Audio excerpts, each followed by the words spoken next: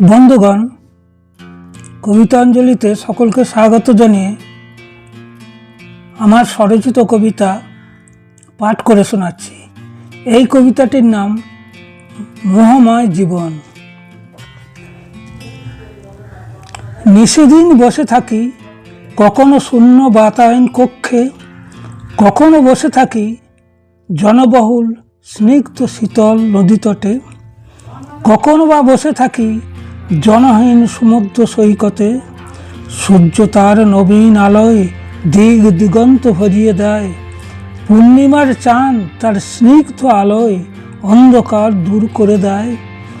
সকাল থেকে সন্ধে এই পৃথিবী কতই না রং বদলায়, কেবল ছোট ছোট ঢেউ আসে আর যায় নদী তটে।